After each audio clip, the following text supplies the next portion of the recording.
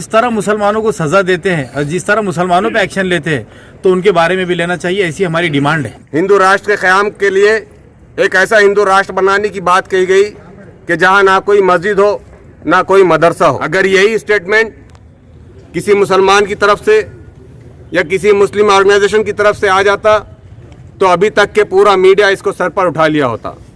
इतना ही नहीं बल्कि ये स्टेटमेंट देने वाले सलाखों के पीछे होते। और सेंट्रल हुकूमत ने, स्टेट हुकूमत ने माइनॉरिटी के प्रोटेक्शन के लिए कानून बनाना पड़ेगा, मुस्लिम समाज के प्रोटेक्शन के लिए कानून बनाना पड़ेगा।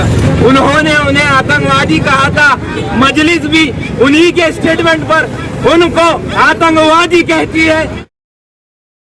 धर्म की आड़ में हिंदुस्तान में कुछ कट्टरवादी पार्टियों ने नफरत का खेल शुरू कर रखा है। उस धर्म संसद में हिंदू राष्ट्र बनाने का ख्वाब देखने वाली कुछ शक्तियों ने, कुछ पार्टियों ने इस मुल्क में मुसलमानों का नरसंहार करने के लिए, जेनोसाइड करने के लिए, 20 लाख मुसलमानों को कत्ल करने के लिए लोगों को उकसाया। इतना ही नहीं बल्कि उस धर्म संसद में वहाँ मौजूद लोगों से कहा गया कि तुम सिर्फ तलवार ही मत रखो बल्कि महंगे से महंगा हथियार अपने पास रखो। अगर तुम चाहते हैं कि हिंदू राष्ट्र का क़याम अमल में आए तो तुमको इस मुल्क में बर्मा की तरह मुसलमानों को कत्लेआम करना पड़ेगा। इतना ही नहीं हिंदू राष्ट्र के क़याम के लिए एक ऐसा हिंदू राष्ट्र बनाने की बात कही गई कि जहां ना कोई मस्जिद हो ना कोई मदरसा हो। हम आज औरंगाबाद डिविजनल कमिश्नर की मारिफत मजलिस इत्तेहादुल मुस्लिमीन के तमाम यूनिट की तरफ से सरकारों से ये डिमांड करने आए हैं कि अगर तुम वाकई सच्चे हैं सबका साथ और सबके विकास में तो ये तुम्हारी जिम्मेदारी बनती है, और वाकई तुम इस भारत से मोहब्बत करने का दावा करते हैं 56 इंच का सीना लेकर, तो ये तुम्हारी जिम्मेदारी बनती है कि तुम ऐसी शक्तियों के खिलाफ सख्त से सख्त कार्रवाई करें। अगर यही स्टेटमेंट किसी मुसलमान की तरफ से या किसी मुस्लिम ऑर्गेनाइजेशन की तरफ से आ जाता तो अभी तक के पूरा मीडिया इसको सर पर उठा लिया होता। इतना ही नहीं बल्कि ये स्टेटमेंट देने वाले सलाखों के पीछे होते। तो एक देश है, एक समाज है, लेकिन न्यायपालिका का और एडमिनिस्ट्रेशन का यहाँ पर दोहरा मापदंड है। खुलेआम लोगों को वर्गलाया जा रहा है कि हिंदू राष्ट्र के क़याम के लिए मुसलमानों को कत्ल करो, अच्छे से अच्छे हथियारों का इस्तेमाल करो। इस हिंदू राष्ट्र में ना मस्जिद होना चाहिए ना मदरसा होना चाहिए। अगर इस किस्म की भाषाओं का इस्तेमाल करने पर रोक नहीं लगाई गई तो देश का अमन और चैन ख़त्म हो जाएगा। मजलिस इत्तेहादुल मुस्लिमीन के हमारे कायदीन जनाब असदुद्दीन ओवैसी साहब और जनाब इम्तियाज़ जलील साहब के आदेश पर आज हम यहाँ पर यही निवेदन लेकर आए हैं और सरकार से ये डिमांड करते हैं कि इनको सलाखों के पीछे डाला जाए, UAPA के तहत इनके ऊपर कार्रवाई की जाए। देश से मोहब्बत करने का दावा करने वाले, अगर वाकई तुम इस देश से मोहब्बत करते हो तो तुम्हारी जिम्मेदारी है कि तुम देश को जोड़ के चलो, ना कि तोड़ के चलो। मजलिस इत्तेहादुल मुस्लिमीन इन शक्तियों की निंदा करती है और अगर इनके खिलाफ सख्त से सख्त कार्रवाई नहीं की गई तो हम सड़कों पर भी उतरेंगे और हम न्यायपालिका का भी रुख करेंगे। सर, ये जो स्टेटमेंट आ रहे हैं इससे लोकतंत्र कमजोर होगा, आपको लगता है कैसा? सवाल ही पैदा नहीं होता। लोगों को वर्गलाया जा रहा है, लोगों को जो है तो बहलाया फुसलाया जा रहा है और नफरत के बयान दिए जा रहे हैं। ये अलग बात है कि आज भी हिंदुस्तान में एक बड़ी तादाद ऐसी है जो सेकुलरिज्म से मोहब्बत करती है। हिंदू और मुसलमान आपस में मिलकर रहना चाहते हैं। इतना आसान तो नहीं है सेकुलरिज्म को खतरे में डालना, लेकिन अगर इन लोगों को नहीं रोका गया तो इनके हौसले बुलंद होते जाएंगे। हिटलर ने यहूदियों को मारने से पहले इसी किस्म के धर्म संसद को ऑर्गेनाइज करवाया था। इसी किस्म के छोटे छोटे कॉर्नर मीटिंग हुआ करते थे, वहाँ यहूदियों के खिलाफ भाषणबाजियाँ की जाती थी, उनको मारने के लिए लोगों को उकसाया जाता था और फिर आखिर में कहीं जाकर उन्होंने अपना मंसूबे पर अमल कर दिखाया।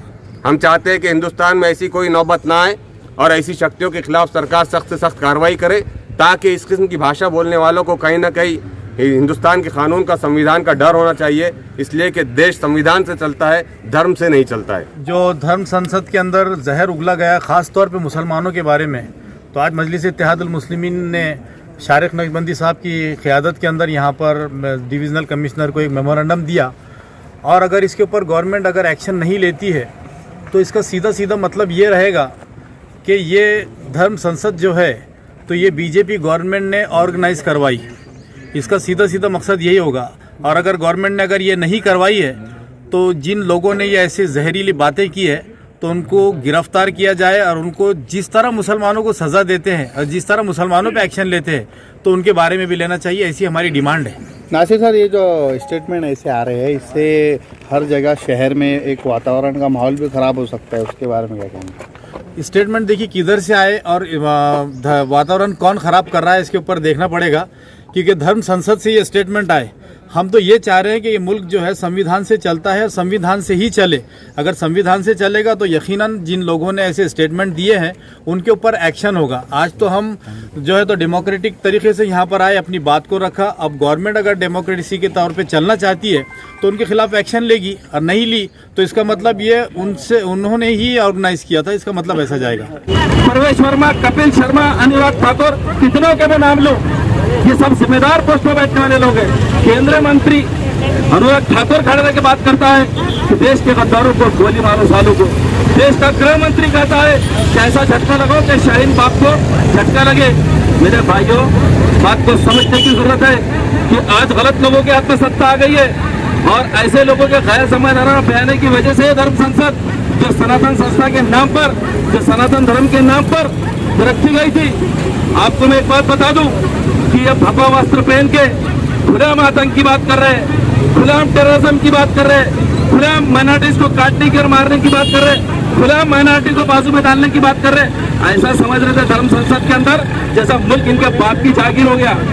एक बात याद रखो, जब तक देश का संविधान मजबूत है, जब तक मुल्क में अदालतें कायम है और जब तक हमारे साथ इंसाफ होता रहेगा, ये ऐसी हजार धर्म संसद लगा के ये पाखंडी हिंदू, मैं तो इनको कहूंगा पाखंडी हिंदू है, ये हिंदू धर्म के भी नहीं है, ये पाखंडी हिंदू है। तो ये पाखंडी हिंदू के बाद में एक सेकुलर हिंदू, एक देशभक्त हिंदू, देशभक्त जितने लोग हैं कोई इनकी बात पे आने वाले नहीं है। औरतों में तक नफरत फैलाने का काम चल रहा है। इसलिए और हमारा तो ये बोलना है कि धर्म संसद जो चालू होने जा रही थी, IPK हो रही थी, इंटेलिजेंस ब्यूरो कैसा फेल हुआ, इंटेलिजेंस ब्यूरो कैसा फेल होता, कैसा मालूम नहीं पड़ता। एक स्कूल के अंदर अगर एक टीचर एक बच्ची के ताल्लुक से की होती तो उसको यूएपीए लगाया था। और ये नकली पाखंडी हिंदू, ये धर्म के नाम पर अपना धंधा करने वाले हिंदू, ये सारे देश के गद्दार हिंदू जो धर्म संसद के नाम पे जमा हुए थे, ये पाखंडी हिंदू है। ये हिंदू समाज, ये सनातन संस्था के भी नहीं है, ये अपने धर्म के भी नहीं है, ये सिर्फ देश को बांटने की बात करने वाले लोग हैं, ये सस्ती शोहरत पाने वाले लोग हैं, ये सस्ती शोहरत पाने वाले लोग हैं। हमारी ये मांगनी है कि ये जितने लोग धर्म संसद के अंदर इन्होंने मुस्लिम समाज के मुताबिक से जो बात कही, उनके ऊपर UAPA के तहत कानूनी कार्रवाई होना चाहिए। UAPA के तहत ये लिपापोती के काम बंद करो। कपिल शर्मा जैसा, परवेश वर्मा जैसा, अनुराग ठाकुर जैसे लोगों को तुमने दिल्ली के दंगों में बचाया, ये खेल यहाँ चलने वाला नहीं है। और इसी की तरह अब दिल्ली हाईकोर्ट ने इसके अंदर दखल ली है तो परवेश वर्मा, ये जितने कपिल शर्मा है सब जेल को जाने वाले, और ये जितनों ने भोगे, ये जितने पाखंडी इनको भगवा वस्त्र पहन के ये नफरत फैलाने का काम कर रहे हैं, इनको कानून में अपना कड़ा शिकंजा इनके ऊपर कसना चाहिए, वरना अदालत अभी शहर में कायम है, देश में कायम है। हम अदालतों का दरवाजा खटखटाएंगे और इनके गिरेबान पकड़ के कानून की चौखट पे लाएंगे और इनको बताएंगे कानून क्या है। इनको कानून के इनके चौखट टेकने लगेंगे, कानून माथा टेकने लगेंगे कानून के सामने। कुछ तो देश किसी के बाप में नहीं है, कोई भी उठाएंगा लगाएंगे जबान तारफ को। देश चलेगा संविधान से, देश चलेगा कॉन्स्टिट्यूशन से, देश चलेगा लॉ एंड ऑर्डर से, देश चलेगा रूल ऑफ लॉ के ऊपर। ये बात को जाहिर निश्चित सबने कर लेना चाहिए और बेतुकी की बातों से मुसलमानों को भी खौफ में आने की जरूरत नहीं है। ये पाखंडी चंद मुट्ठी भर लोग हैं, ये चंद मुट्ठी भर नफरत फैलाने वाले लोग हैं जिनसे कानून पूरी तरीके से निपट लेना चाहिए। और हम कहेंगे NIA ने जितनी आई भी है, ये तमाम लोगों ने UAPA के तहत इनके ऊपर कार्रवाई करना चाहिए, सबसे सख्त इनके ऊपर धाराएं लगा के इनको जेलों में ठोसो, इनको साड़ के जैसे खुले छोड़ दिए करके कुछ भी भोगते फिर रहे, कुछ भी भोगते फिर रहे, जिसके दिल में चुहारा बोल रहा। और सेंट्रल हुकूमत ने, स्टेट हुकूमत ने माइनॉरिटी के प्रोटेक्शन के लिए कानून बनाना पड़ेगा, मुस्लिम समाज के प्रोटेक्शन के लिए कानून बनाना पड़ेगा, जिसके अंदर मुस्लिम समाज को ये से काटने की बात करो तो हथियार रखने की परमिशन तुमको उसमें देना पड़ेगा कानून पे।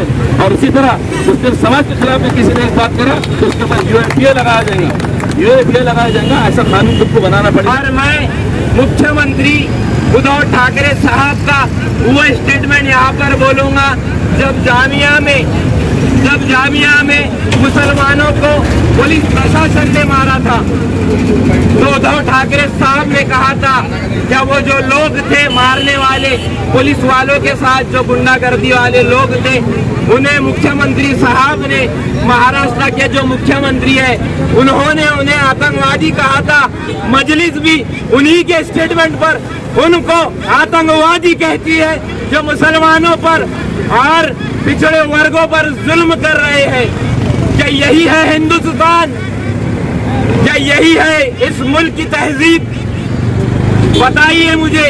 हम डिविजनल कमिश्नर ऑफिस में जाकर कमिश्नर से मिलेंगे और इस बात का मुतालबा करेंगे कि मुसलमानों पर जो अत्याचार हो रहे हैं, मुसलमानों पर जो जुल्म हो रहे हैं, आखिर ये कब तक होंगे? जवाब दीजिए, आखिर ये कब तक होंगे?